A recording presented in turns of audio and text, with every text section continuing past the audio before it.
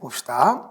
그러면 오늘 또 주택법 마무리 짓고요. 농지에 대해서 중요한 거 몇 가지만 정해 보면서 마무리할게요. 그럼 이제 한 번 더 여기 와서 말씀드립니다. 주택법은 뭐라고요? 단순한 건물과 30채 안 되는 주택이 아니라 주택을 30호 30세대 이상으로 건설한다면 따로 주택단지가 돼서 주택법에 의해 규제한다고 했어요. 그래서 주택단지를 건설, 공급, 관리하는 걸 배워요. 그래서 그 건설 파트 중에서도 사업의 주체가 누구냐라는 걸 배우게 되고 사업 주체가 주택 자금으로 사업을 시행한다는 부분을 보게 돼요. 사실 이 건설 파트가 실제 나중에 2월 달에 본진도가 들어가면 한 두어 시간 정도는 해야 돼요. 근데 오늘은 뭐 전반적으로 흐름 보는 거고 주요 포인트만 보는 거니까 거점을 찍을 거예요. 그러면 사업 주체 관련된 거 중에서 지금 본 게 뭐였죠?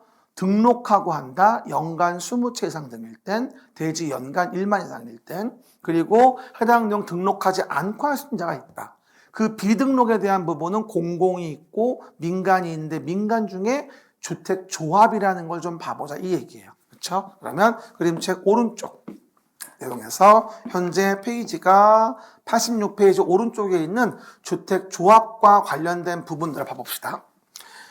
주택조합은 뭐 말이 필요 없습니다. 뭐 별 20개고요. 매년 기출된다고 나와 있을 만큼 보증수표다 이렇게 이해하시면 돼요. 그러면 주택조합과 관련된 부분은 뭐다? 세 가지의 종류가 있는데요. 일단 종류만 얘기해주면 지역주택조합이 있고요. 지역주택조합, 그 다음에 직장주택조합이 있고 리모델링 조합이 있다고 이해하시면 돼요. 총 세 가지예요. 우리가 지역, 직장, 리모델링에 대한 지직리라고 하는 조합이 있다고 합니다. 그럼 그 중에서 우리가 주택조합과 관련된 부분에 대한 걸 설명을 드리려면 다른 건 몰라도 일단 지역조합과 직장조합이 뭐 하는 건지 이걸 좀 먼저 여러분이 아셔야 됩니다. 봐요. 지역과 직장조합이 있다는 거죠. 그럼 비등록 사업자 중에 주택조합이 있는데 지역조합과 직장조합이 있어요. 근데 이 중에서 해당 내용 등에 대한 부분을 정리해본다 이런 게 있습니다. 만약에 주택을 소유하지 아니한 무주택자들이 있어요. 그럼 봐요. 그러한 지역에 거주하는 분들이 있어요. 지역조합부터 얘기하면. 그러면 서울하고 뭐하죠? 인천하고 뭐하죠? 경기 지역 일대에 거주하는 주민분들이 있다 이 얘기예요. 그런데 이 주민분들이 어떤 분들이냐면 주택을 가지고 있는 분들이 아니라 주택을 소유하지 아니한 무주택자 대부분 분들이세요. 만약에. 또는 뭐 85제곱미터 이하의 주택을 쓸 필요 없어요. 한 채 안에서 가지고 있는 세대주였어요. 그러니까 한마디로 뭐 도시에서 그렇게 많은 자산을 가지고 있지는 않은 분들인 것이죠. 그리고 이제 주택이 없는 분들 대부분인 것들이고요. 그러면 이런 분들은 이 세상에 이 많은 집들 중에 내가 소유한 집이 한 채도 없다니 정말 살기 싫구나 이런 생각을 할 수밖에 없거든요. 그러다 보니 정부는 머리를 썼죠. 안 되겠다. 이런 분들이 저렴하게 주택을 공급받을 수 있는 대책을 만들어줘야 되겠다. 요즘에 뭐 주변에 봐봐요. 무슨 뭐 우리 지어놓은 거 들어가려 그래봐. 그럼 뭐 웬만한데 33평 우리 115제곱미터형 10억 안 되는 게 어디 있어요. 뭐 동네 다 올랐지. 그렇죠? 그러다 보니까 그렇게 이제 지어놓은 집을 분양받아 들어가긴 힘드니까 뭐하죠? 그러면 주택이 없는 자들이 우리도 이렇게 집을 좀 공급받자. 그러면 모여봐라 무주택자들 위주로 그래서 돈을 모아가지고 주택건설 대지를 사서 집을 지어서 그 지어진 집에 대한 것들 우리 무주택자들이 뭐하자? 우선 공급을 받자. 그러면 다 지어놓은 거 사는 것보다 우리가 직접 땅을 구해서 직접 서희건설, 현대건설 등 등록사업자 공동시행자가 돼서 집을 지어서 우선 공급을 먼저 받는 거니까 당연히 그만큼 저렴하게 주택을 얻을 수 있지 않겠니?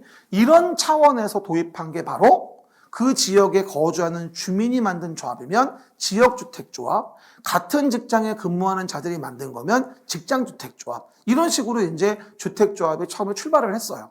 지역조합과 직장조합으로. 물론 핵심은 사실은 지역조합이지만. 그리고 여러분 여기서 하나 주의하실 게 뭐냐면 그러면요. 우리 재개발 재건축의 정비법 배울 때 재개발 재건축의 조합하고 뭐가 달라요? 물어보는 분들이 있는데 재개발 재건축은 무주택자가 아니에요. 그 동네 재개발 재건축이 이루어지는 곳에 주택을 소유한 자들인 거예요. 그리고 그런 자들이 뭐가 되어집니까? 당연히 그 자기 소유권을 내놓고 지분을 내놓고 사업을 한 다음에 새 집이 지어지면 종전법 평가된 거 빼고 추가된 분담금만 내면 입주하는 게 재개발 재건축인 거고, 이거는 뭐다? 아예 그 주택건설 대지에 주택을 가진 자들을 얘기하는 게 아니라는 거죠.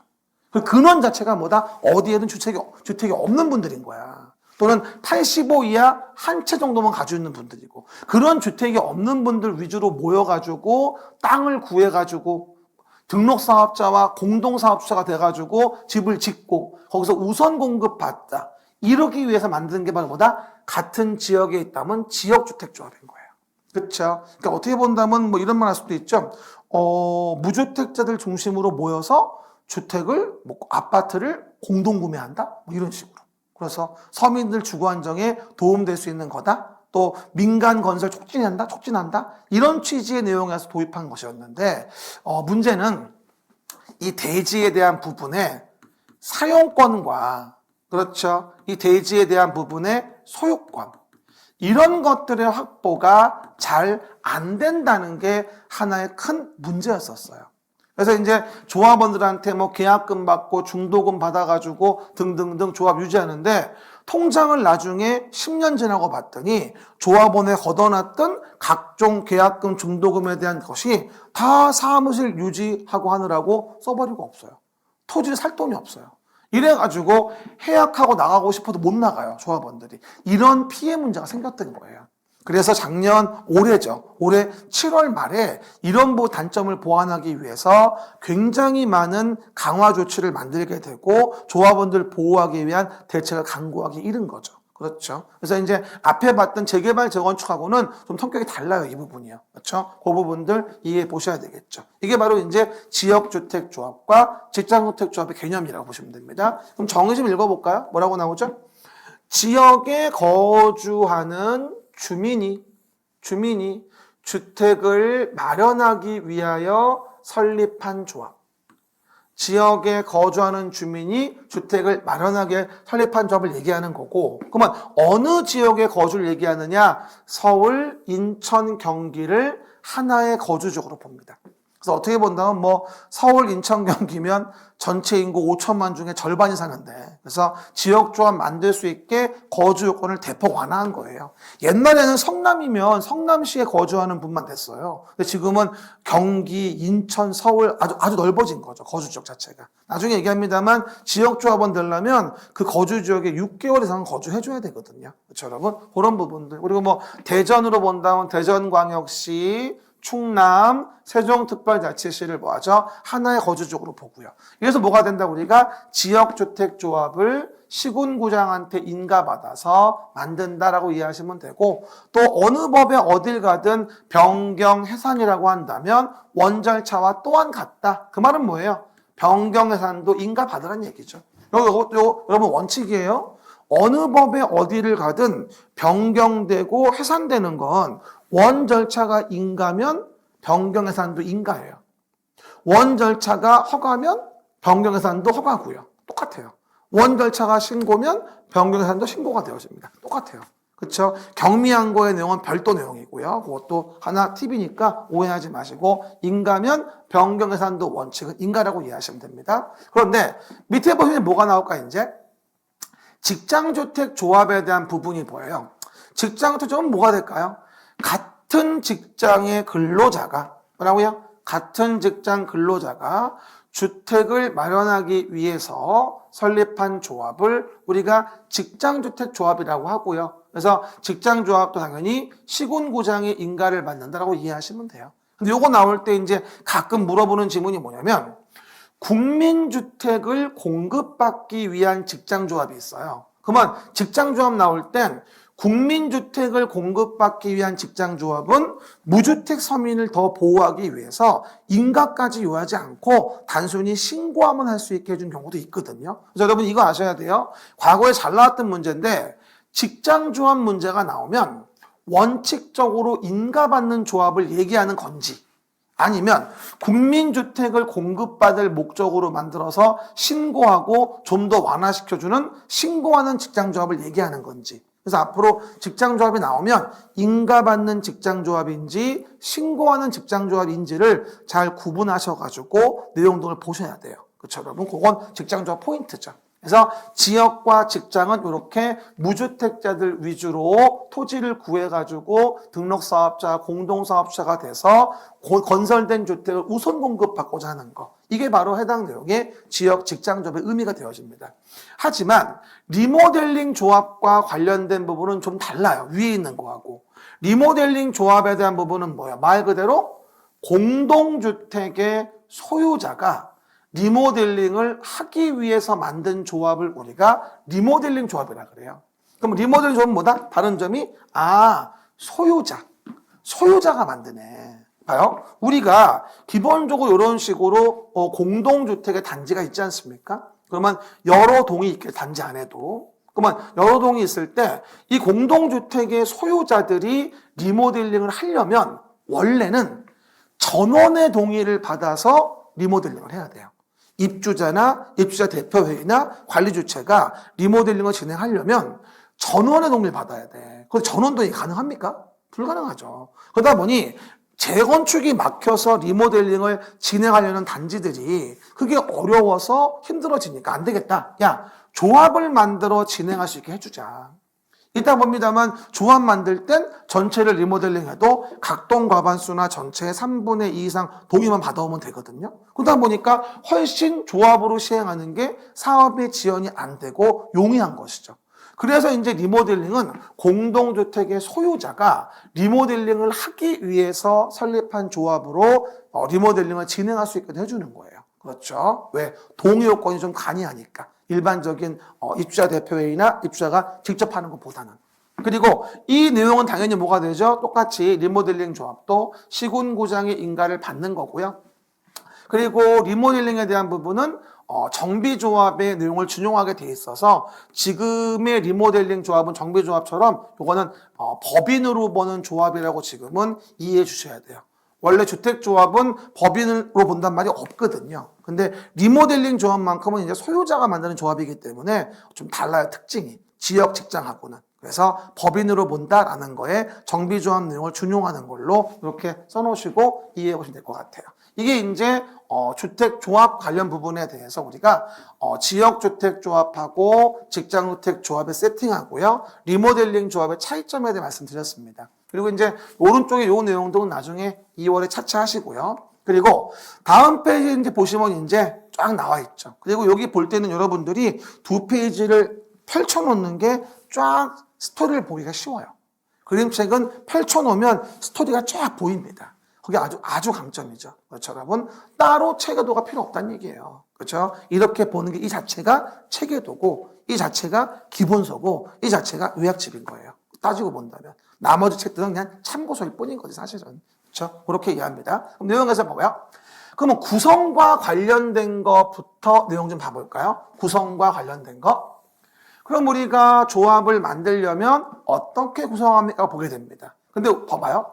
이 구성에 대한 것부터 내용 등을 정리하기 전에 구성이 나오는 이유를 먼저 얘기해 줘야 되니까. 그러면 지역조합과 해당 내용 부분의 직장조합에 대한 부분에 대해서는 아까 얘기했다시피 무주택자 위주로 모인다고 설명을 드렸죠. 그래서 오른쪽에 자격기준을 보면 조합 설립의 인가 신청일부터 입주 가능일까지 주택을 소유하지 아니하거나 85 이하의 주택을 한 채 하나여 소유한 세대주인 자는 뭐가 될 수 있다? 해당 내용의 조합원이 될 수 있다고 나오잖아요.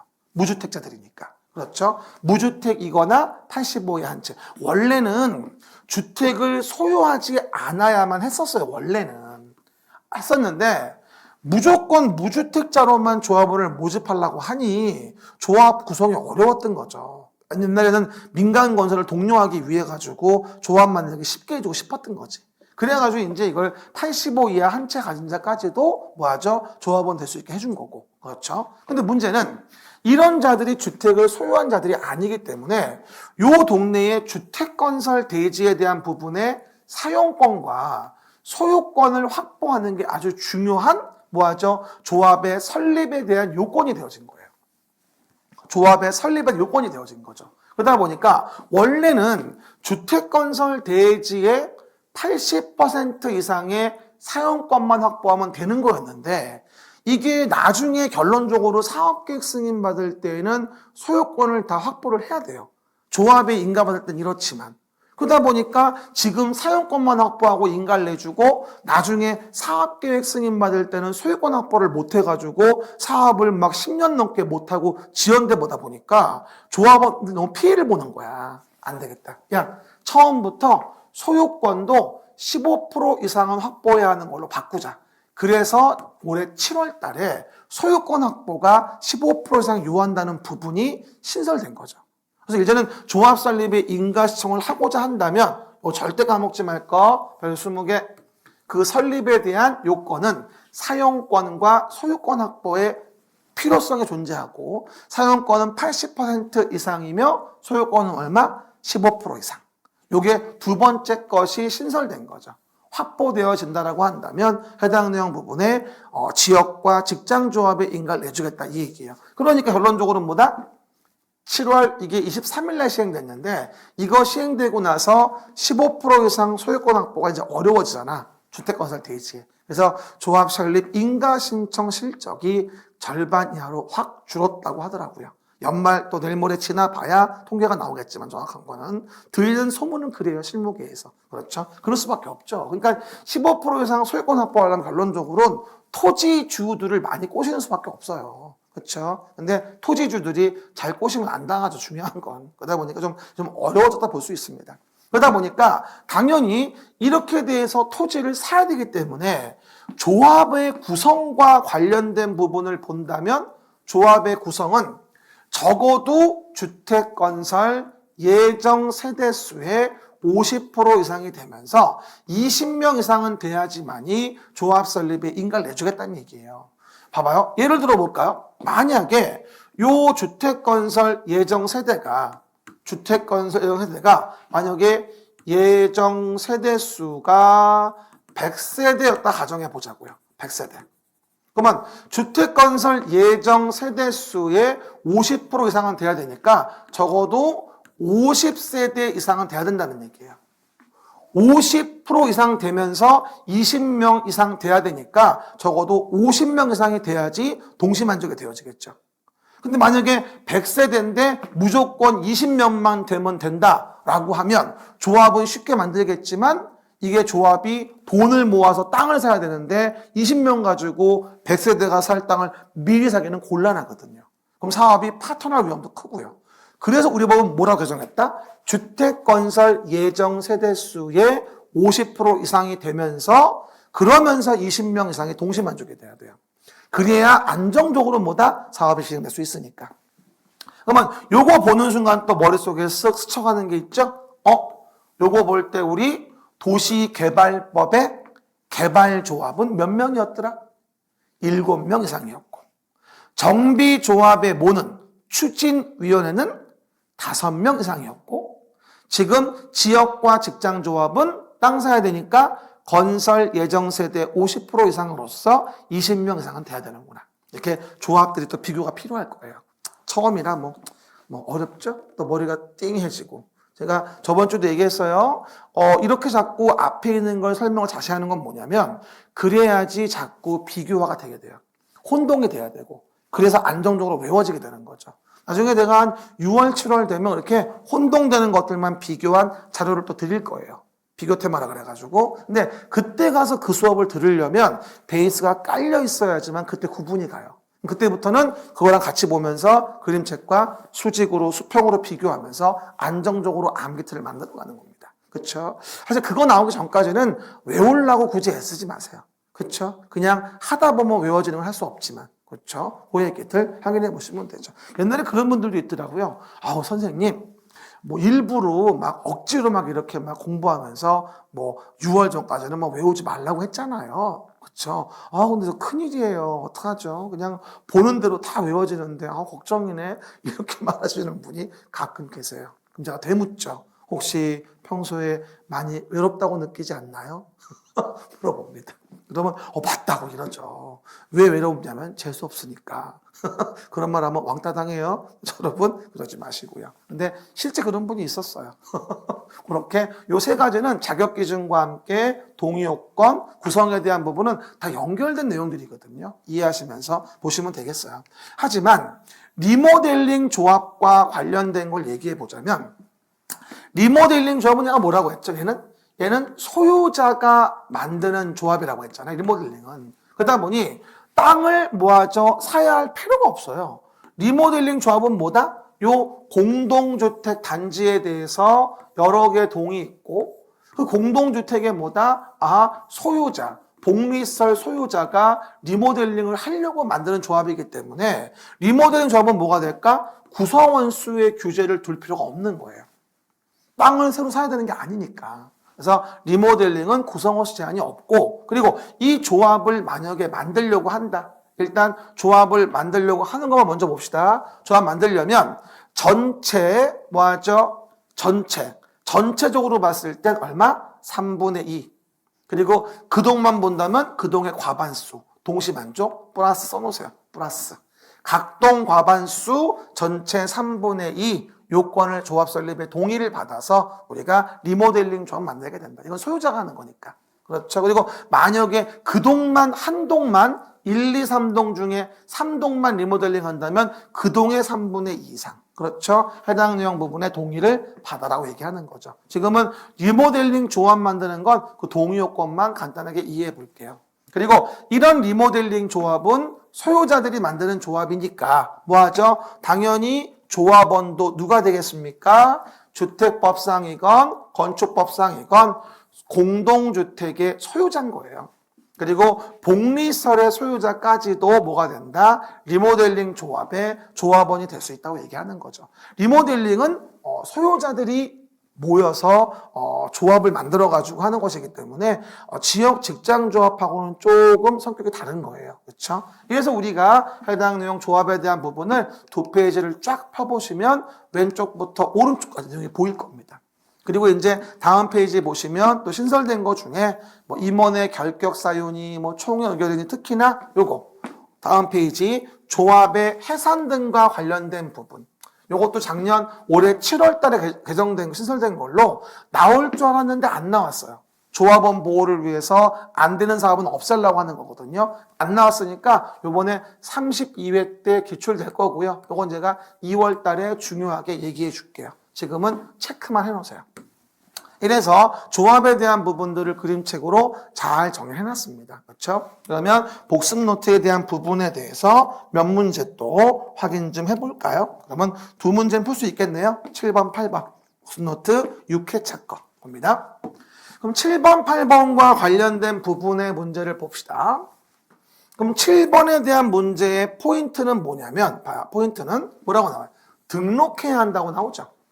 7번. 그럼 아까 건설 파트에서 사업 주체가 주택 자금으로 사업을 시행하는데 그 사업 주체로서 등록하는 등록 사업자 기준을 물어보는 거네요. 그럼 뭐가 되죠? 연간 단독 주택이면 20호, 그렇죠? 공동주택이면 20세대 이상의 주택 건설 사업을 시행하려는 자 또는 연간 얼마? 1만 제곱미터 이상의 대지 조성 사업을 시행하려는 자는 누구에게? 국토교통부 장관에게 등록해야 한다고 나오게 돼요. 누구에게? 국토교통부 장관에게 등록해야 한다. 그렇죠? 시군구의 등록이 아니라고 했죠. 연간이고 연간 20채 정도 이상 대지는 연간 1만 제곱미터 이상에 대한 부분에 대해서 사업을 시행한다면 등록하라는 거니까 사실은 또 뭐 연간 20채면 큰 사업자도 아니죠. 그렇죠. 그러다 보니 이런 경우라고 한다면 우리가 조그만 집장사까지도 국토교통부 장관에게 등록하게 하고 이에 대한 부분을 규제하려고 하는 거라고 알 수 있겠네요. 그래야지 정책의 입안 집행이 쉬워지니까. 그렇죠? 이것도 한번 빵꾸에 꼬는 걸로 한번 기출됐던 부분이에요. 그래서 우리가 보통 이럴 때는 요거 빵꾸 뭐 기응 뭐 니은 뭐 디귿 뭐 이래 가지고 빵꾸를 모두 메꾸시오 이렇게 문제를 물어보는 부분이거든. 요즘에 빵꾸 문제 참 좋아해요. 그죠?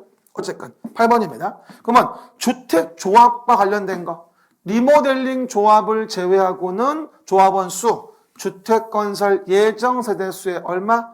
50% 이상의 조합원으로 구성하되 조합원은 몇 명? 20명 이상이어야 한다라고 설명을 드린 거죠. 그래서 우리가 주택조합과 관련된 부분은 간단하게 하나만 집어넣어놨어요. 아까 내가 설명을 많이 했었죠? 네, 처음인데도. 주택조합은 워낙 중요하거든요. 그렇죠? 그 정도 이해해 보시면 됩니다. 그럼 나머지 내용들도 간단히 봅시다. 그림책에 펴보시면 그러면 내용에서 사업의 시행으로 갑시다. 그 전에 주택건설 자금과 관련된 것 좀 확인해 볼게요. 그러면 사업주체가 주택을 지으려고 합니다. 그럼 당연히 뭐가 돼요? 돈이 필요하죠. 그럼 돈이 필요하니까 그에 대한 부분에 주택의 자금이 필요할 거예요. 그죠? 근데 그 자금은 뭐 여러 가지 있을 수 있어요. 입주자 저축을 들어놓은 자금도 있을 수 있는 거고. 그렇죠? 하지만 우리 법에서 주로 문제가 나오는 건 주택상환 사채로 인한 자금의 어떤 모금에 대한 부분에 대해서 문제가 나오게 됐는데 사실 이 부분이 이번에 30일에 문제가 나왔어서 또 나올 확률은 그닥 많지 않아요. 하지만 간단하게 설명드려 볼게요. 그러면 주택건설 자금에 대해 주택상환 사채 이런 식입니다. 만약에 요 주택을 만약에 짓는 자가 있다. 그럼 주택을 짓는 자가 누구였냐면 토지주택공사다. 그 다음에 등록사업자다. 뭐라고요? 토지주택공사나 등록사업자가 해당 내용 부분에 주택을 짓는다는 거죠. 그럼 당연히 집 지을 돈이 많이 부족할 거예요. 그죠? 그러다 보니까 나 토지주택공사야. 나 현대건설 등록사업자고 근데 주택 지으려고 하는데 돈이 없어. 그러니까 너네가 내가 발행하는 채권 좀 매입해봐. 그럼 내가 그 채권 판돈으로 지금 열심히 저어가지고 너네한테 상환해 줄게. 그래서 주택으로 상환하여 준다는 채권을 발행하게 되는데 이게 바로 주택상환 사채라고 하는 거예요. 그렇죠? 그러니까 어떻게 본다면 집값을 먼저 받고 대신 그 증서로 채권을 주는 거지. 어떻게 보면. 그래가지고 보통 상환기간은 보통 3년을 넘을 수 없다고 하죠. 보통 3년. 여기 3년. 상환기간은. 그렇죠? 그 정도.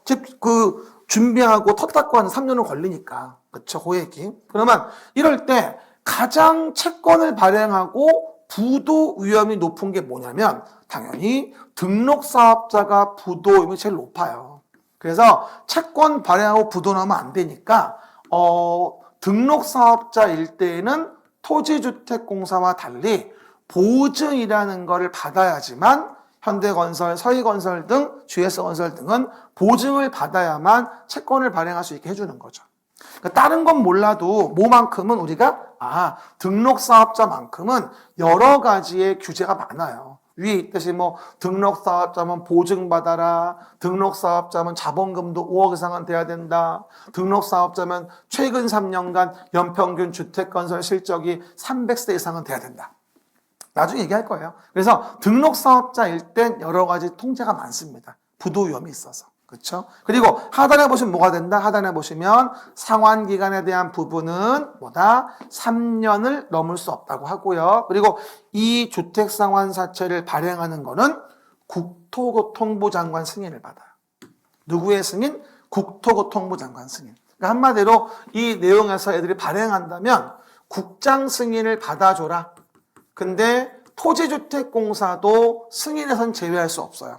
승인받는 거는 승인권자가 아니면 어차피 다 승인 받아야 되거든. 그래서 보증은 안 받지만 승인은 다 받아야 되는구나 라고 이해해 보시면 될 거예요. 이게 이제 주택상환사채 관련된 해당 내용의 기본적인 패턴이고요. 30일의 문제라 또 나올 가능성은 그닥 없어 보여요. 그래서 하지만 기본으로 하나 봐줬습니다. 그럼 아까 복습 노트에서 아까 6회차 문제 중에 나와 있는 문제 중에서 10번 좀 먼저 10번 좀 봐보세요. 10번.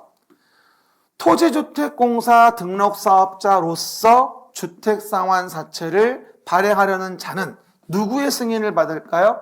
국토교통부 장관의 승인을 받아라. 누구의 승인? 국토교통부 장관의 승인을 받아라. 그리고 주택상환사채의 상환기간은 몇 년? 3년을 넘을 수는 없다. 설명을 드리게 되겠죠. 이게 30일의 기출에 대한 부분들이고요. 됐습니다. 그 다음에 내용에서 본다 한다면 이제 그러면 사업계획 승인을 이제는 받아봅시다. 뭐라고요? 사업계획 승인을 받자. 그러면 자금도 확보했다. 그러면 주택의 건설, 사업 시행으로 갑시다. 그러면 페이지 92페이지 봅니다. 올라봅시다. 한 번 더 또 까먹었죠? 졸다가 봐봐요. 주택 단지는 뭐라고 했어요? 30호, 30세대 이상의 주택의 단지. 그럼 단순하게 건축의 허가를 받아 짓는 게 아니고 사업계획 승인을 받아서 주택단지를 지으란 얘기예요. 그리고 그런 주택은 그 주택만 지으면 안 되고 부대시설과 복리시설도 같이 설치가 되어져야 돼요. 그래서 우리가 주택, 부대복리시설 건설한 일단 토지, 즉 30호 3세대 이상으로 이럴 땐 주택단지로 봐서 사업주체가 주택자금으로 사업계획 승인을 받아 그 주택건설 사업을 하게 되는 거예요. 그러니까 30채가 안 되면 건축법에서 건축에 허가받아 짓겠지만 30채 이상 되니까 사업계획 승인을 받아가지고 뭐 하죠? 우리가 해당 내용 주택을 짓는다는 거죠. 그래서 이번에 31회 때도 사업계획 승인 관련된 문제가 나왔는데 조금 좀 복잡한 문제가 나왔었어요. 이번에는. 근데 답은 맞출 수 있었습니다. 고르다 보면. 이해를 하고 있으면. 그래서 모든 걸 다 외워볼 수 있는 건 아니죠. 그러면 사업계획 승인은 건축법으로 본다면 건축허가. 30채 안 되는 주택일 때. 30채 이상 된다면 이거는 주택 단지로 봐서 사업계획 승인을 받아지라는 거죠. 그리고 아까 오해하지 말 거 있겠죠. 아까 왜 사업주체 나올 때 등록사업자 등록기준 있잖아요. 아까 사업주체 나올 때. 등록사업자 등록기준에 여기 연간 20호, 20세대, 연간 1만 이상. 이거랑 혼동하시면 안 돼요. 이거는 뭐라고? 이거는 등록사업자 등록기준 연간 20, 1만. 지금은 뭐야? 사업계획 승인은 뭐다? 30호, 30세대, 대지 1만. 달라요. 이거랑은. 혼동하지 말고요. 그러면 사업계획 승인 대상부터 그림책의 내용에서 92페이지 왼쪽 좀 봐봅시다. 오늘은 12월이니까 기본 개념만 이해합시다. 이렇게. 그러면 사업계획 승인의 대상을 봐보자. 그럼 아까 설명한 바와 같이 주택건설 사업이라는 거를 하자. 뭐라고요? 주택건설 사업이라는 걸 하자. 요거. 그리고 대지, 조성사업을 하자. 그러면 다음에 호수 이상의 주택건설 사업을 시행한다면 사업계획 승인을 받아야 한다라고 나와 있어요. 단독은 30호, 공동주택은 3세대 이상. 만약에 29채였다면 그런 경우는 건축법에 의해서 허가를 받아야 되겠지. 그리고 그거 아셔야 돼요. 사업계획 승인을 받아서 짓는 주택일 때가 부대복리시설도 만드는 거예요. 그리고 사업계획 승인을 받아 짓는 경우일 때가 또 주택법의 각종 공급 규제를 받는 거고요. 그렇죠? 청약통장 가져와봐. 그건 다 뭐다? 사업계획 승인을 받는 걸 원칙으로 하는 거예요. 알겠습니까? 그래서 사업계획 승인을 받아 주택을 짓냐, 건축에 허가를 받아 짓냐는 여러 가지 규제가 달라지는 겁니다. 그렇죠? 그것도 이해하셔야 되겠죠. 대지는 얼마? 1만 제곱미터 이상의 조성사업을 시행한다면 사업계획 승인을 받아야 되고요. 그 정도 하고 이해하시면 됩니다. 그리고 아래쪽에 예외는 2월 달에 차차 얘기하고요. 그런 다음에 이제 그럼 사업계획 승인 대상이 돼서 사업계획 승인 신청을 하면 우리가 사업계획 승인을 받아야 되겠죠. 그러면 사업계획 승인을 받는데 사업계획 승인권자가 누구냐라는 게 이제 우리에게 고민으로 다가옵니다. 사업계획 승인권자가 누구냐. 근데 여러분 사실은 되게 어려운 내용이라 지금은 좀 그렇지만 원칙과 예외로 구분해 봤을 때요. 일단 대지 면적과 관련된 부분을 따져서 10만 이상이면 시도 대도시의 시장, 그 다음에 10만 미만이면 특광, 특시, 특도시군이라고 돼 있어요. 근데 처음 들을 땐 뭐라는 거야? 아마 이럴 거야, 반응이. 지금 그러고 있죠? 뭐라는 거야? 이러면서. 괜찮아요. 몰라도 돼. 다만 의미만 이해해 볼게요. 다만 우리가 앞에서 얘기할 때 여러분 이런 말 했었죠? 앞에 12월 달에 첫 번째 강의했을 때 11월 달에 제가 행정청 조직 얘기하면서 이런 말씀을 드렸어요. 행정청 조직 얘기하면서 뭐라 했냐면 제가 시도지사의 시라고 하는 것은 뭐랑 같다? 특별시, 광역시, 특별자치시. 특별시, 광역시, 특별자치시 요 내용과 같다고 했어요, 제가. 그러니까 서울특별시는 여기도 있는 거고 어디? 여기도 있는 거야. 사실은. 그러니까 서울특별시에서 사업계획 승인을 받는다면 대지 면적이 10만 이상이건 10만 미만이건 다 서울특별시장이 사업계획 승인을 하는구나. 우리 보통 서울에서 종로구에서 건축물 지면 종로구청장이 허가했잖아요. 근데 사업계획 승인은 주택단지이기 때문에 이것에 의하면 다 누가 서울특별시장이 사업계획 승인을 하는 거예요. 아래 위 다 있으니까. 이건 지금 간단하게 서울시니까 서울시만 신경 쓰세요. 그래서 뭐가 된다? 시도지사의 시는 특광, 특시를 얘기하는 거니까 서울특별시는 10만 미만에도 있고 10만 이상에도 있으니까 서울특별시에서는 다 그냥 서울특별시장의 사업계획 승인을 하는구나 라고만 이해해 놓으세요. 나머지 내용들은 나중에 2월 등에 차차 얘기할 거예요. 그리고 저번에 아까 내가 2교시도 얘기했다시피 권한자가 누구냐를 속이는 문제는 뭐가 되죠? 40문제 중 서너 개도 안 돼요. 그러니까 너무 거기에 열받거나 신경 쓰지 마세요. 그런가 보다 하고 단순화시키세요. 하다 보면 알아요. 그렇죠? 보였기 때문에. 그래서 일단 그렇게만 이해해 보시고요. 그리고 아까 건축법에 건축의 허가권자였다면 종로구청장이겠죠. 하지만 사업계획 승인권자는 그냥 다 서울특별시장이 하는구나라고만 간단하게 이해하고요. 그런 다음에 예외적으로 재밌는 건 사업계획 승인을 국토교통부 장관이 하는 경우도 있다. 우리 아까 건축 허가는 국토교통부 장관이 하는 경우는 없었어요. 21층 이상 등의 큰 건물이면 특별시장, 광역시장이 허가한다고 했을 뿐이잖아요. 공장 같은 거 제외한다고 했었고. 국토교통부 장관은 건축의 허가권은 없거든요. 건축법에서. 그런데 주택법은 주택단지를 이루는 거니까 국토교통부 장관의 승인을 받기도 하는데 아주 많이 물어보는 게 이거죠. 토지주택공사가 사업주체면 국토교통부 장관이 승인을 하게 돼요. 예전에 문제 한번 나왔었어요. 뭐 토지주택공사가 주택건설 사업을 하려고 한다. 누구의 승인을 받냐? 국토교통부 장관의 승인을. 그렇죠, 여러분? 그거 하나 기억해놓고. 그 다음에 330만 제곱미터 이상의 대규모 사업이 이루어지는 경우를 한다면 국토교통부 장관이 사업계획 승인을 하게 됩니다. 그래서 우리가 굉장히 복잡한 걸로 보이지만 그 부분을 너무 심오하게 받아들이지 마세요. 별로 많이 중요한 부분은 아니니까. 일단 기본만 이해해 놓읍시다. 그리고 말 나온 김에 또 얘기해 주면 우리 아까 건축법에 나오는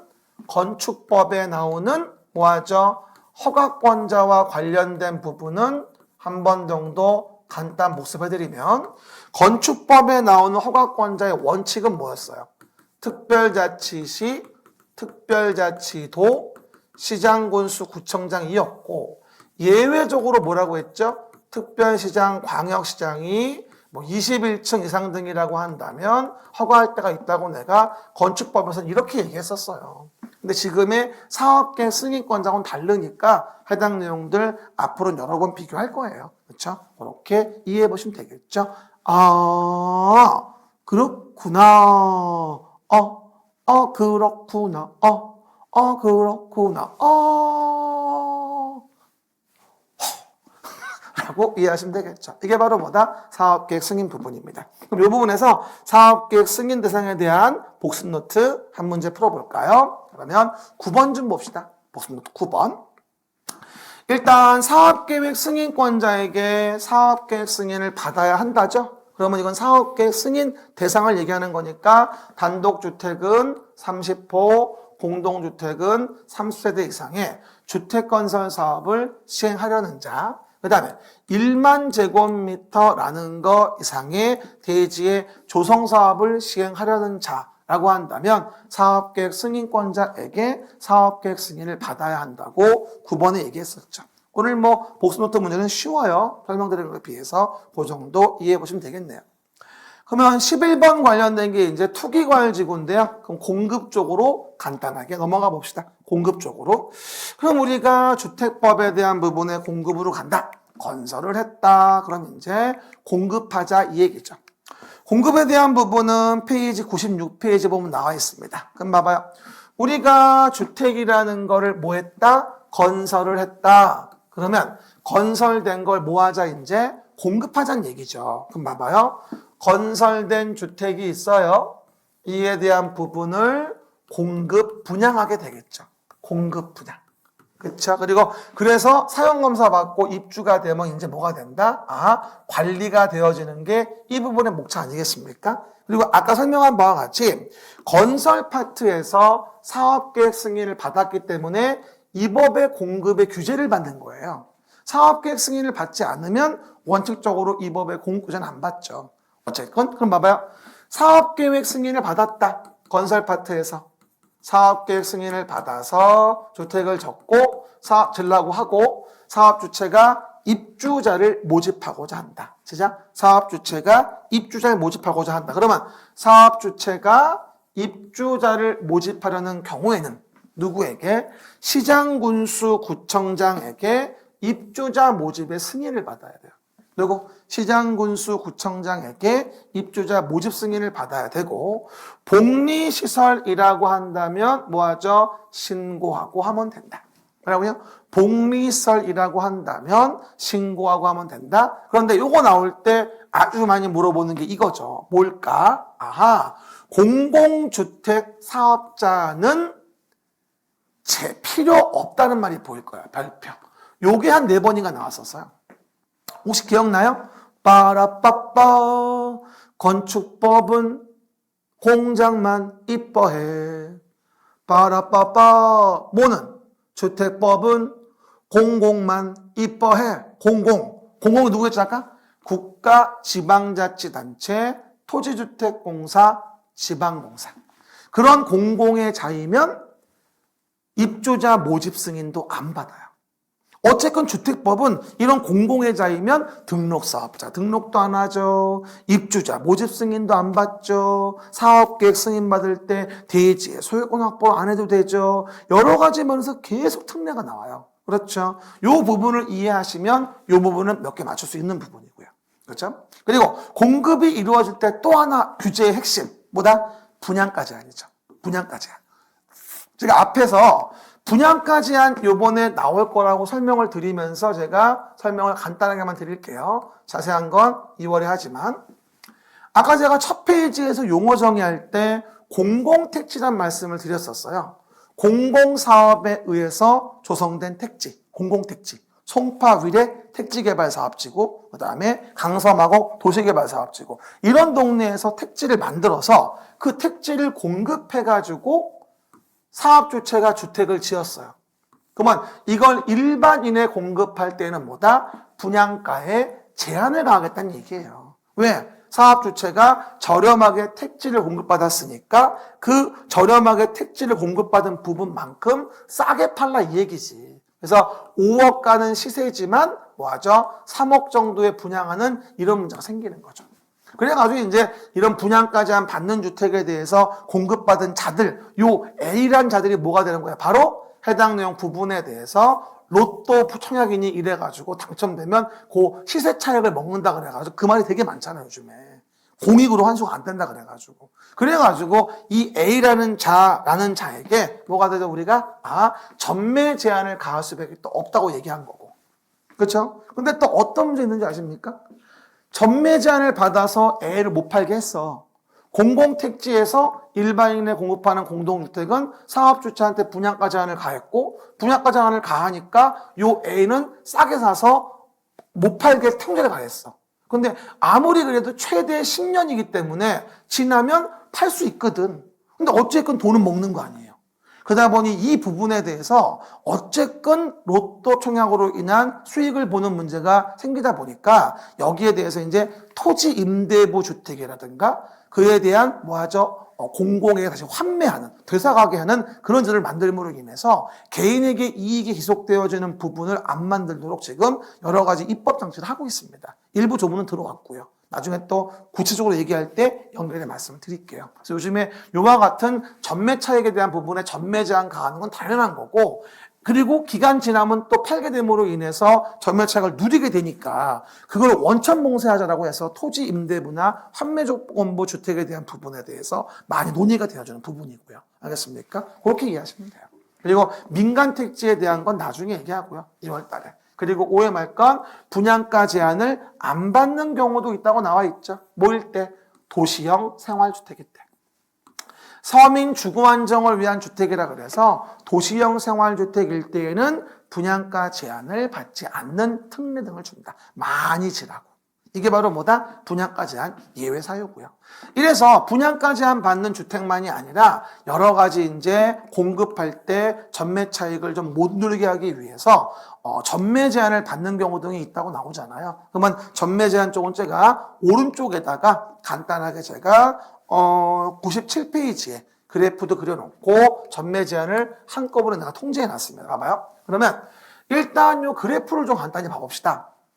한번 봐요.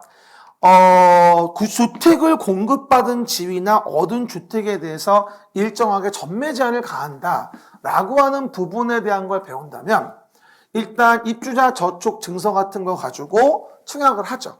그러면 입주자로 선정이 됐다라고 한다면 선정된 날로부터 일정한 기간 전매 제한을 가해요. 근데 그 해당 내용 부분에 나오는 제도가 만약에 투기과열지구나 조정 대상 지역이라고 한다면 뭐하죠? 등기 칠 때까지 그 지위를 못 팔게 하는 게 주요 효과예요. 그리고 만약에 분양가 제한을 받는 주택으로 선정된 지위나 주택에 대해서는 뭐하죠? 뒤에 가면 나오지만 최대 10년까지도 전매 제한을 가할 수가 있어요. 그렇죠. 요 3번에 대한 전매 제한이 제일 세거든요. 근데 사실은 이 전매 제한 관련된 부분에 대해서 얻은 주택을 못 팔게 하는 거에 대한 부분이 투기과열지구가 사실 원조예요. 원조. 이게 이제 노무현 정부 때 처음에 이제 들어왔던 거거든요. 그때 이게 왜 들어왔었냐면 잠깐만 얘기해 주면, 청약 저축에 대한 부분 청약해가지고 A란 자가 당첨이 된 거야, 이제. 입주자 선정된 지위를 갖게 된 거지. 근데 그때 당시에 요런 자들이 우리가 분양됐던 금액이 1억 원이었었는데 이게 나중에 등기 치러 누가 오냐면 Z가 와요. 그리고 그 등기 시청 금액이 1억이 아니라 2억이 되어지는 거지. 그러면 A부터 Z까지 많은 사람이 무지하게 전매를 친 거예요. 이래가 전매를 치면서 결국은 실수요자가 2배가 넘는 금액을 지급해야 입주를 하게 되니까 안 되겠다. 정부가 규제를 하기 시작했어요. 야, 입주자 선정된 날로부터 언제까지? 등기 칠 때까지는 전매하지 마. 이렇게 하면 안 돼. A가 1억으로 등기해 라고 규제를 가게 된 거죠. 이게 전매 제한의 원조였어요, 사실은요. 처음 투기과열지구. 근데 그러다가 이제 노무현 정권 말기 때 이 투기과열지구 때문에 사람들이 집을 안 사서 상당한 미분양이 많이 되어지게 되고 건설 경기가 굉장히 안 좋아졌어요. 그러다가 이제 마감이 되고 MB 정부가 들어온 거거든요. 그러면서 이제 각종 규제를 없애버리고 결국은 뭐 박근혜 대통령 때 와가지고 강남 3구의 투기과열지구도 다 해제시켜버리고 이제 아무 규제가 없이 살았던 거죠. 그러다가 이제 지금 문 정부가 들어온 거예요. 그래가지고 투기과열지구를 부활시키고 싶었는데 바로 부활시키면 과거에 이제 안 좋은 기억이 있어. 경기가 안 좋아졌던. 그래서 투기과열지구 말고 좀 한 끗발 낮은 게 뭐 없을까라고 해서 만들어낸 게 청약에 대한 조정 대상 지역이라는 걸 만들게 돼요. 문정부 처음에 들어왔을 때. 그렇죠? 그래가지고 아무 정보에도 없었던 청약 조정 대상 지역이라는 걸 새로운 툴로 만들어 규제 지역으로 만들게 됩니다. 근데 뭐 조정 대상 지역 들어오고 나서 경과를 보면 별 말빨이 안 먹혔어요. 효과가 안 먹힌 거죠. 그래가지고 이제 안 되겠구나 하고 2달 만에 투기과열지구를 다시 지정케 되고, 결론적으로는 그 어느 정부에도 없던 투조라고 하는 쌍두마차에 대한 부분에 규제책이 생기게 된 겁니다. 그렇죠? 그래서 우리가 일반적으로 투조의 서울 같은 경우는 모두 동시에 지정되어 있지 않습니까? 그러다 보니까 엄청난 규제를 받고 거래를 못하고 있는 거가 되겠죠. 그렇죠? 그게 이제 투기과열지구가 주동가상 지역이에요. 또 이따 얘기합니다만, 그래가지고 투기과열지구는 누가? 국토교통부 장관, 시도지사가 이를 정하게 되고, 뭐다? 조정대상 지역은 누가? 국토교통부 장관이 이에 대한 부분을 지정해서 여러 가지 전매 제한을 가하게 됩니다. 그리고 아까 봤듯이 분양가 제한받는 주택은 그에 대한 지위라든가, 또 등기가 되고 나서도 주택에 대해서도 일정 기간 전매 제한 기간이 있어요. 왜? 최대 10년이니까. 그래가지고 전매할 수 없다고 사업주체가 소유권 보존 등기할 때 같이 그 부분을 부기 등기하게 됩니다. 부기 등기 알죠? 주등기에 부기하는 거. 그래가지고 그렇게 규제를 가하는 게 바로 전매 제한 부분에 대한 내용이 되어지는 부분이에요. 이 그래프가 상당히 중요하죠. 의미 파악하시고요. 밑에 보시면 투기과열지구, 밑에 보시면 투기과열지구에 대한 부분은 누가? 국토교통부 장관이 정하고 시도가 정한다. 그렇죠? 그리고 조정상 지역에 대한 부분은 뭐가 되어지죠? 국토교통부 장관이 정한다. 이것도 30회 문제였어요. 투기과열지구나 조정가상 지역의 지정권자 봤을 때 조정가상 지역 지정권자는 시도가 없거든요. 시도 의견을 들어서 국장이 할 뿐인 거지, 이거는 시도가 지정권이 없어요. 하지만 어떻게 되죠? 위에 투기과열지구에 대한 부분은 국장이 정할 때는 시도 의견을 청취하게 되고, 시도가 정할 땐 국장과 협의해서 주거정책심의위원회 심의를 거쳐 지정해질 수 있다. 이렇게 얘기하는 부분입니다. 그래서 우리가 해당 내용 부분에 대해서 전매 제한 관련된 부분까지 설명을 간단하게 설명을 드린 부분이고요. 그리고 내용들을 봤을 때 해당 내용 보시면서 앞으로 2월, 4월 되면서 하나 부분 내용을 추가할 거예요. 그렇죠? 지금은 읽어보지 마세요. 읽어보면 신경을 나니까. 이렇게 해서 주택법에 주택 단지를 만드는 법에 대해서 우리가 건설, 공급, 관리에 대한 부분을 하나하나 본 거고요. 관리 파트는 뭐 리모델링만 보면 되기 때문에 앞에서 본 겁니다. 관리는 리모델링만 보면 되기 때문에 그 정도. 이래서 우리가 해당 내용 정리해 봤어요. 그럼 이제 마지막으로 우리 기본서에서 주택법의 용어 정의 쪽만 한 번 더 리마인드 해보죠. 그러면 기본서 520페이지 펴보세요. 기본서 520페이지. 그러면 나와 있는 부분 펴봅시다. 맞아. 요거 하기 전에 요거 복습 노트 마저 풀어야 되겠다. 봐봐요. 그러면 아까 복습 노트 안 푼 거 중에 11번 풀어봐야 되겠죠? 입니다. 11번. 투기과열지구로 지정하거나 이를 해제할 수 있다고 나와 있죠. 누가 정해요? 국토교통부 장관. 누구? 시도지사는 주택가격 안정을 위하여 주거정책심의위원회 심의를 거쳐 투기과열지구로 지정하거나 해제할 수 있다. 그러면 아까 청약 조정의상적은 누가 정한다고? 국토교통부 장관. 이거는 투기과열지구는 국장 시도. 아까 얘기했다시피 저번 주 목요일날 투기과열지구는 창원 의창구를 포함해서 48군데인가 9군데가 돼버렸고, 또 조정가상지역은 대부분 광역시에 다 지정함으로써 지금은 111군데가 돼버렸어요. 뭐 전체가 다 규제적이라 봐도 뭐 과언이 아닌 것 같아요. 관심 있는 쪽들은. 그런 부분들 한 번 더 확인해 보면 되겠죠. 그러면 기본서 520페이지 펴보시고 용어 관련된 거 몇 가지만 한 번 더 리마인드 합시다. 그러면 기본서 520페이지 왼쪽 위에 봅시다. 재정 목적이라고 나올 거예요. 이 법은 쾌적하고 살기 좋은 주거환경 조성에 필요한, 형합해 그러면 주택의 건설, 공급, 주택시장 관리, 건설, 공급 관리자 됐습니다. 등에 관한 사항을 정함으로써 국민의 주거 안정과 주거 안정, 주거 수준의 향상에 이바지함을 목적으로 한다. 주거 안정, 그 다음에 주거 수준의 향상에 이바지. 그러니까 주택법의 가장 큰 목적은 사실 주거 안정이에요. 그렇죠? 주거 안정이 안 되는 게 문제지. 그렇죠? 지금 많은 사람은 도대체 몇 채를 가지고 있고, 그렇죠? 옛날에 어디 그 국회의원이 자료 조사해서 나온 걸 보니까 뭐 300채인가 집을 가진 분이 있다면서요. 세상에, 어이구, 엄청나죠. 그죠? 한 채도 없는데, 승질나. 보시고요. 그 정도. 그리고 용어 정의와 관련된 부분에 이제 520페이지 왼쪽에 보면 주택의 정의가 나와 있을 거예요. 그림책 그대로야 아까. 그리고 여러분 다시 얘기합니다만 기본서 리마인드 할 때는 그림책 펴놓으세요. 지금 82, 83 그림책은 위에 펴져 있어야 돼. 그래서 같이 보는 거야. 그러면 주택의 정의는 세대 구성원이 독립된, 장기간 독립된 주거 생활을 할 수 있는 구조로 된 건축물의 전부 또는 일부 및 얘기했죠. 주택의 정의엔 부속 토지가 포함된다고. 그래야 안정적으로 주택을 존치할 수 있으니까. 그리고 주택을 구조에 의해서 분류해 보자면 뭐 단독주택과 공동주택으로 분리하자고 했고, 왼쪽 기본서 날개에 보시면 심화라고 파란색 글씨가 보일 거예요. 그래서 단독은 뭐였죠? 단다가, 공동주택은 아연세대. 여기는 공관하고 기숙사를 공동주택으로 보지 않아요. 주택을 건설, 공급, 분양하는 게 이 법의 목적이기 때문에 공관하고 기숙사는 공급, 분양하지 않거든요. 그래서 여기는 공관하고 기숙사는 단독 공동주택 안 들어가고 대신에 기숙사는 준주택에 들어간다고 했죠. 우리 아까 외울 때는 어떻게 외웠죠? 오다노기 준주택 데스까? 오다노기 준주택 데스네. 난다요 오다노기 준주택. 오다노기 해봐요. 오다노기. 그죠? 오피스텔, 다중생활시설, 노인복지주택, 기숙사가 되어지겠죠.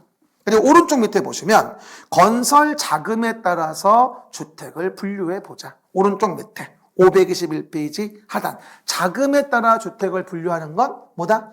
국민주택이라는 것과 우리가 민영주택이 있다고 설명을 드렸었죠. 그래서 주택의 종류를 얘기할 때 항상 얘기하듯이 국민주택이냐 민영주택이냐라고 하는 부분들을 알아야 공급에 대한 부분의 대책도 알 수 있는 거니까 꼭 아셔야 한다고 했습니다. 제가. 그러면 용어정의 파트에도 아까 그림책에도 있었다시피 주택에 대한 부분의 내용을 분류해 볼 때 우리가 국민주택이다, 민영주택이다 이렇게 하면서 국민주택은 공적 자금이 들어간 거라 규모도 통제를 받는데 자금은 뭐 국가, 지방자치단체, 토지주택공사, 지방공사가 건설했거나 국가지자체의 재정으로 지었다, 주택도시기금에 지원이 있었다. 그렇죠. 이런 경우로 규모가 맞으면 뭐라 하겠다 이걸 우리는 국민주택이라 하겠다라고 얘기하는 거였죠. 그리고 국민주택을 제외한 나머지는 다 뭐가 돼? 민영주택이 되어지는 거예요. 국민주택이 아니면 나머지는 민영주택이에요. 가끔 가다가 이 민영주택에 대한 정의를 얘기할 때 민간건설의 사업주체가 지은 거라고 속이는 경우가 되게 많아요. 왜냐하면 민간건설 사업주체가 졌어도 주택도시기금 같은 공적 자금의 지원이 있으면 그건 국민주택이에요. 그러니까 민영주택은 국민주택이 아닌 걸 민영주택이라고 하는 거지 민간건설사가 지었다고 무조건 민영주택이라고 볼 수는 없는 거예요. 알겠습니까? 오해하시면 안 돼요. 국민주택이 아닌 나머지를 뭐라 불러 우리가 민영주택이다라고 부른다라고 이해하시면 되겠죠. 그 얘기들. 그래서 오른쪽 밑에 보시면 521페이지 하단에 국민주택에 대한 부분에 대한 종류 자금이 나와 있을 거예요. 국가, 지방자치단체, 토지주택공사, 지방공사가 건설했다. 또 맨 밑에 국가, 지자체의 재정, 형평 긋고 주택도시 기금으로부터 자금을 지원받아 건설 개량됐으면 그거를 국민주택이라고 한다. 하지만 다음 페이지 위에 보시면 522페이지 왼쪽 위에 국민주택 규모에 타당해야 된다. 뭐라고요? 국민주택 규모. 522 왼쪽 맨 위에 뭐라고 나오죠? 규모 꼭 외워줘야 돼. 주거 전용 면적 얼마? 85제곱미터 이하. 그죠? 그리고 오해 말 건 수도권이 아니고 도시가 아닌 읍면이라면 최대 얼마까지? 100제곱미터까지도 국민주택은 질 수 있기도 하다. 수도권이 아니고 도시가 아닌 읍면이라고 한다면. 됐습니다. 그 정도 이해해 보시고. 그리고 민영주택 정의는 뭐라고 나올까? 국민주택을 제외한 주택을 민영주택이라고 한다. 무조건 무슨 뭐 민간 건설의 사업주체가 지은 걸 말하는 게 아니고. 밑에 보시면 도시형 생활주택, 서민 주거 안정을 위해 도입한 거라고 했죠. 형광펜 그면 300세대 미만으로서 국민주택 규모, 시작. 300세대 미만으로서 국민주택 규모에 해당하는 주택으로 뭐와 세 가지 말해봐요. 원룸형 주택, 그 다음에 단지형 연립주택, 단지형 다세대 주택입니다. 그 세 가지가 바로 도시형 생활주택에 대한 부분에 종류가 되어지겠죠. 그 다음에 나머지 내용은 됐고 넘어가시면 524페이지 왼쪽 위에 봅시다. 그러면 주택조합이라는 게 보일 거예요. 뭐요? 주택조합. 주택조합은 아까 봤듯이 사업주체 중에서 비등록 사업자였죠. 그래서 우리가 많은 수의 구성원이 사업계획 승인을 받아 주택을 마련하거나 리모델링하기 위해 결성하는 다음의 조합을 얘기하는 거였고, 주택조합은 세 가지였어요. 세 가지. 지직리, 지역, 직장, 리모델링. 뭐라고요? 지직리, 지역, 직장, 리모델링의 세 가지 조합의 종류가 있죠. 지역주택조합, 직장주택조합, 리모델링 조합. 지직리. 그럼 사실은 이 마지막에 리마인드하는 게 더 중요해요. 가방 싸고 이러면 안 돼. 뭐라고요? 지역, 직장, 리모델링입니다. 그리고 5번에 보시면 주택단지라는 게 있죠. 아까 얘기했어요. 어차피 주택법은 주택단지라는 거를 공부하는 게 사실은 목적이기 때문에 이와 같이 주택의 단지에 대한 부분이라고 나와 있고 30호 30세대 이상을 지어서 부대복리를 같이 만드는 거죠. 그래서 주택, 부대복리설 건설된 일단 토지를 뭐라 불러? 주택단지. 그 정의가 지금 524 왼쪽 밑에 있는 거예요. 한번 읽어볼까요? 주택건설 사업계획 또는 대지 조성사업계획의 승인을 받아 주택과 그 부대시설, 복리설을 건설하거나 대지를 조성하는 데 사용되는 일단의 토지, 이를 뭐라 한다? 우리가 주택단지라고 하죠. 일단의 토지. 그리고 다만 다음의 시설로 분리된 토지는 동그라미 각각을 별개의 주택단지로 본다. 뭐를? 각각을 별개 주택단지. 그럴 때 2번, 3번 묶어보면 폭 20m 이상 일반도로. 여기 있네. 폭 20m 이상에 대한 일반도로 나눠져 있다. 그리고 폭 8m 이상의 도시계획 예정도로 나눠져 있다. 그러면 다른 단지로 봐주겠다. 그게 바로 거기 있는 2번, 3번이에요.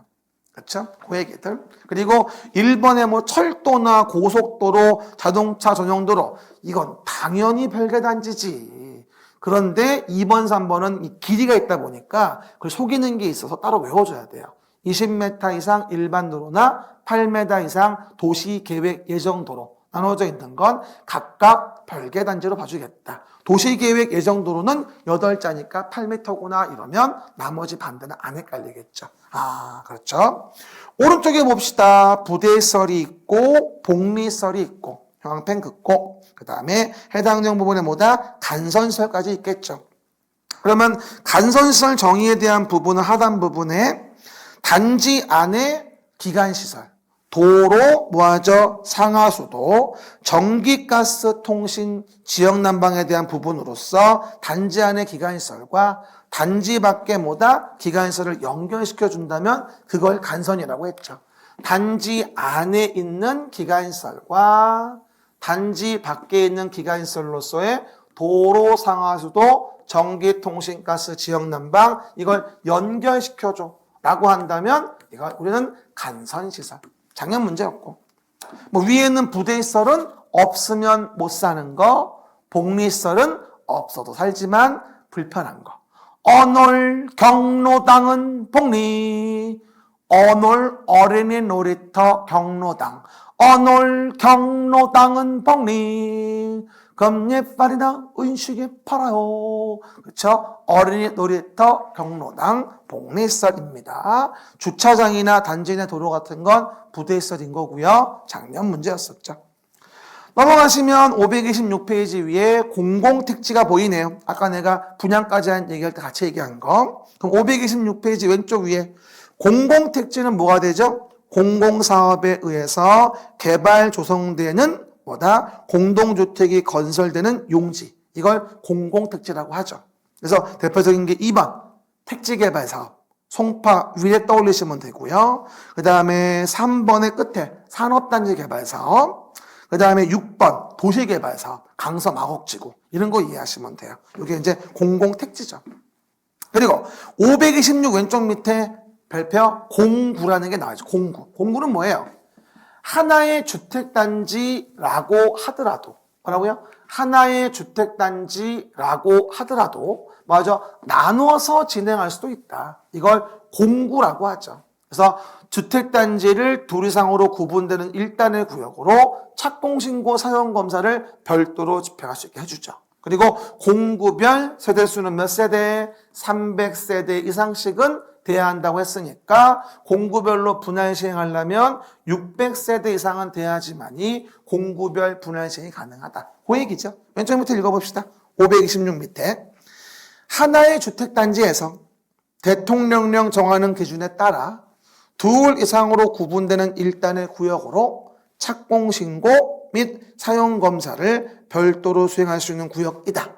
맨 밑에 공구별 세대수는 몇 세대? 300세대 이상은 돼야 된다라고 설명을 드리죠. 그 다음에 오른쪽에 마지막으로 리모델링에 대한 부분이 보입니다. 리모델링. 노후와 억제, 기능 향상을 위한 다음의 행위. 1번 대수선. 그 다음에 2번은 둘레, 여섯, 일곱째 줄 끝에 동그라미 증축행위. 라고요? 증축행위라고 하겠죠. 그리고 동그라미 3번 중간에 보시면 기역번 최대 3계층까지 수직 증축형 리모델링을 할 수 있는데 아까 했죠. 15층 이상이면 3계층, 14층 이하면 2계층까지 수직 증축형 리모델링 가능하다고 527 중간 3번에 길게 써 있을 거예요. 이렇게 해서 용어와 관련된 부분까지는 기본서 확인해 봤고요. 기본서의 뒤에 뭐 건설 파트나 공급의 조문들의 내용들은 2월달 수업할 때 같이 얘기할게요. 이래서 우리가 뭐가 된다? 해당 내용 부분에 대해서 내용을 정리해 봤고요. 그러면 내용에서 뭔다라고 한다면 일단 이제 농지법과 관련된 부분에 대해서 내용 등을 정리해 보시면 되겠죠. 그러면 농지법과 관련된 부분에 대해서 우리가 내용들을 정리해 볼까요? 간단히 봅시다. 농지법은 우리 시험에 2문제 정도 문제가 나온다라고 이해하시면 되거든요. 그래서 우리가 2문제 관련된 부분에 보시는데 뭐 항상 얘기합니다. 농지법은 뭐 열심히 공부할 필요는 없는 법이죠. 그래서 농지법에 대한 부분은 우리가 2개 정도라서 항상 나오는 부분이 돌아가면서 문제가 나와요. 농지에 대한 부분은 너무 심오한 접근은 뭐 할 필요가 없고요. 그래서 우리가 농지 중에서 우리가 이번에 정의되는 거 농지의 정의하고 뭐하죠? 농업인에 대한 정의 있잖아요. 2가지만 용어만 오늘은 간단히 볼게요. 뭐 매년 얘기합니다만 농지법은 1년 내내 얘기해도 많은 시간을 농지법을 공부하는데 할애하지는 않습니다. 그렇죠? 그래서 몇 가지만 우리가 정리해줘도 2개 중에 1개는 충분히 건지기 때문에 뭐 심오한 조건은 필요 없습니다. 한번 봐보세요. 그럼 농지는 뭐냐면 전답과 수원의 지목에 불문하고 실제로 농작물의 경작이나 다년생 식물의 재배지로 이용되는 토지라고 나와 있을 거예요. 그래서 보시면 농지에 대한 기본적으로 봤을 때 지목에 대한 부분이 뭐다? 해당 내용 부분에 대해서 전답과수원이었다 이 얘기죠. 지목이 전답과수원. 그럼 지목이 전답과수원이면 그냥 뭐로 봐주겠다? 농지로 봐줍니다. 하지만 전답과수원의 외의 지목이다 라고 한다면 실제로 농작물 경작에 뭐라고요? 실제로 농작물 경작에 쓰인다라고 한다면 맞아. 전답과수원 외의 지목이어도 우리는 농지로 봐주겠다. 이렇게 설명을 드리게 돼요. 그래서 항상 농지를 얘기할 땐 전답과수원 지목으로 된 것만 농지로 본다는 게 아니라 전답과수원 지목 외의 지목이어도 실제로 농작물 경작 같은 거에 쓰인다고 한다면 우린 뭐로 봐주겠다? 농지로 봐주겠다고 얘기하는 거죠. 그래서 이제 농작물 경작에 쓰인다, 뭐 다년생 식물의 재배지로 이용되는 토지다라고 한다면 해당 내용 부분에 대해서 농지로 봐준다 이 얘기죠. 하지만 주의할 게 다년생 식물의 재배주로 이용되는 게 조경 관상용 수목과 묘목일 수도 있거든요. 하지만 조경 관상용 수목과 묘목은 조경 목적으로 식재했다면 농지에서 빠지니까 생각을 해보세요. 실제 조경 목적으로 식재한 거를 가지고 농지라 그러면 안 되잖아요. 그런 경우는 제외를 시키는 거고요. 또 뭐 이거 말고도 토지 개량 시설도 유지, 양배수, 수로, 농로, 제방, 방풍림 같은 거 농지로 봐주게 되고 또 농축산물 생산시설 관련된 부분으로서 고정식 온실이나 버섯 재배사, 곤충 사육사 이런 것 등의 농막 등이어도 다 농지로 봐준다는 거예요.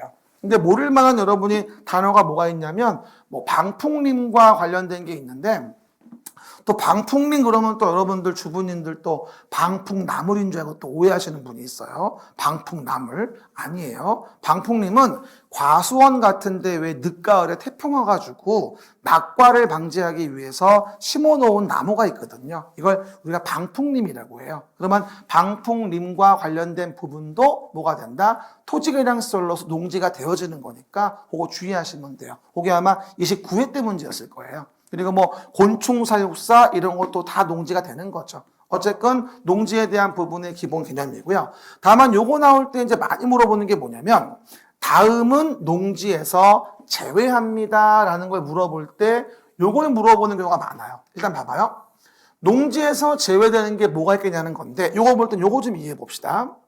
뭐냐면 농지에서 제외되는 부분이 있다.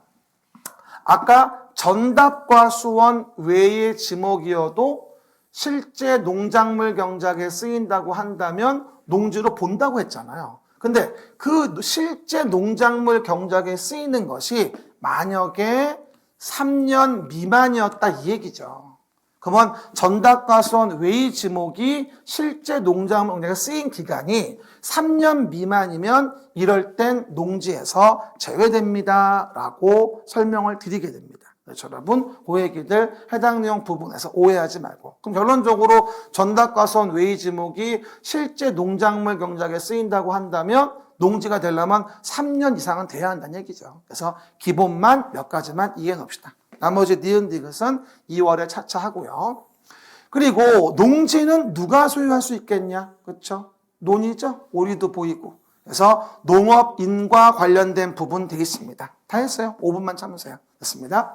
농업인에 대한 부분은 이제 우리 시험에 32회 때 가능성이 꽤 있다고 보시면 되고요. 뭐 나중에 또 2월에 설명드립니다만 농업인은 돼야지만이 농지를 소유할 수 있기 때문에 아무나 농지를 소유하는 게 아니거든요. 그래서 누가 소유할 수 있는지를 알려면 농업인이 뭔지를 알아야 돼요. 그럴 때 이게 잘 나오는데 응용지물을 많이 속여요. 일단 첫 번째 보시면 1,000제곱미터 이상 농지에서 경작한다거나 1년 중 90일 이상 농업에 종사하는 자라고 한다면 우리 이걸 뭐라 본다? 농업인으로 봐줘요. 이거 나올 때 주의할 건 가운데가 또는이라는 거예요. 그래서 뭐 1,000 이상 농지에서 경작만 해도 농업인이고 그게 아니어도 1년 중 90일 이상 농업에 종사하는 자여도 농업인이고 과거에 이런 질문 나온 적이 있어요. 1,000제곱미터 이상이잖아. 그러면 2,000제곱미터야. 그러면 2,000제곱미터고 예를 들어 해당 내용 80일이었어. 이래도 농업인이 돼요. 왜? 1,000 이상 됐으니까. 그렇죠? 또 뭐일 수도 있을까요? 900제곱미터인데 만약에 뭐다 100일이었어. 이래도 돼요. 왜? 뒤에 날짜가 맞으니까. 앞뒤에 뭐라도 맞으면 농업인 되는 거니까 그거 주의하셔야 돼요. 1,000 이상 농지에서 경작 또는 1년 중 90일 이상을 농업에 종사한다고 한다면 농업인이라고 볼 수 있고요. 게다가 330제곱미터 이상의 고정식 온실 등이라고 한다면 여기서는 고정식 온실은 시설비가 많이 들어가잖아. 그러니까 1,000이 아니어도 330제곱미터 이상만 돼도 농업인으로 봐주겠다. 그렇죠? 왜냐하면 시설 투자가 많이 들어가니까 1,000 이상이 아니어도 330 이상만 된다면. 그리고 세 번째 좀 주의해 봅시다. 세 번째. 일단 대가축, 중가축, 소가축, 가금 꼴벌이를 사육하거나 또 1년 중 120일 이상을 축산업에 종사하는 거. 그래서 축산업에 종사하는 자도 우리는 뭐로 봐주겠다? 농업인으로 봐주겠다 이런 얘기예요. 뭐라고요? 축산업에 종사하는 자도 농업인으로 봐주겠다라고 하는 거죠. 그 중에서 대가축, 뭐 소 이런 거 얘기하는 거죠. 뭐 중가축은 우리 친구들, 뭐 돼지 뭐 이런 거, 십두. 그 다음에 소가축은 뭐가 될까요? 염소나 무슨 개 이런 거, 백두. 그렇죠? 이상 된다거나. 가금은 집에서 키우는 새를 얘기하는 거예요. 뭐다? 가금은 집에서 키우는 새, 가금류가 1천수 이상. 그래서 닭이나 꿩, 뭐 오리 이런 거 얘기하는 거죠. 그 다음에 꿀벌이 10곤 이상이라고 한다면 사육하거나 또는 1년 중 120일 이상을 축산업에 종사한다면 이걸 우리는 농업인으로 봐주겠다. 1번에 농업 종사하는 거와 축산업에 대한 부분은 좀 기준이 다르죠. 그래서 축산업은 많은 시설 투자가 들어가니까 좀 더 오래 해야 된다는 얘기겠죠. 그런 부분들. 그리고 농산물의 연간 판매액이 뭐가 된다? 120만 원 이상. 농산물의 뭐다? 연간 판매액이 120만 원 이상 된다면 이건 뭐로 봐주겠다? 우리가 농업인으로 봐주겠다. 그래서 처음에 대한 부분이지만 농지에 대한 부분은 적어도 농지의 기본적인 정의하고 농업인에 대한 정의는 좀 해주시면 좋겠네요. 나머지 소유, 이용, 보존에 대한 주요 본론들은 하나하나씩 차차 설명을 드리겠습니다. 그럼 마무리해서 우리 두 문제 안 푼 거 농지법 문제 마무리 지면서 확인합시다. 그러면 12번하고 13번에 대한 부분에서 우리가 마저 문제 풀고 마무리 짓습니다. 일단 목습노트 12번 6회차 12번은 농지에 대한 정의죠. 농지란 전답과 수원 그 밖에 법적 지목에 불문하고, 그죠? 실제로 농작물 경작지로 이용되고 있는 토지 또는 다년생 식물의 재배지로 이용되는 토지로서 조경 관상용 수목과 묘목 등을 말하는데 조경 관련된 부분일 때 뭐다? 조경 목적으로 식재한 것은 제외한다고 아까도 설명을 드렸었죠. 요거 물어봤던 게 29회 때 문제였어요. 조경 목적으로 식재되어 있는 거를 농지라 볼 수는 없겠죠. 그 얘기. 그리고 13번. 축산업에 종사하는 자로서 농업인 관련된 부분이겠죠. 대가축 2두, 중가축 몇 두? 10두. 소가축 몇 두? 100두. 가금 1천수. 가금은 집가자 세금자예요. 집에서 키우는 새, 가금류, 닭, 오리 같은 거. 꿀벌이 10곤 이상을 사육하거나 1년 중 며칠입니까? 120일 이상을 축산업에 종사한다면 우린 이거를 농업인이다 라고 해서 두 가지의 용어 정의에 대한 부분은 복습노트 통해서 잘 좀 확인해 주시면 되겠네요. 마지막 시간은 뭐 농지 좀 본이라고 조금 좀 딜레이 됐네요, 여러분. 보시면 되고요. 이래서 우리가 11, 12 과정에서 내용 등을 오늘로 6주차로 종강이 이루어지게 됩니다. 그리고 설명드린 바와 같이 아까 설명드린 바와 같이 6장의 복습 노트는 다 모아놔서 이렇게 1월부터 쭉 봐야 되니까 다음 주부터 뭐 하죠? 다 봐야 돼요. 다음 주는 적어도 이 복습 노트에 대한 6장을 잘 확인하면서 전체적인 범주로 이해 좀 하셔야 돼요. 요즘에 뭐 코로나 때문에 연말 어디 갈 수도 없어요. 그러니까 그날 맞춰서 해당 과목에 이런 복습 노트 같은 거 6주치 모아놓은 거를 쫙 그날 정리하는 걸로 연말을 보내면 좀 보람차지 않을까요? 예, 그동안 고생하셨고요. 새해에는 더 밝은 모습으로 만나 뵀으면 좋겠어요. 새해 복 많이 받으시고요. 건강하세요. 수고하셨습니다.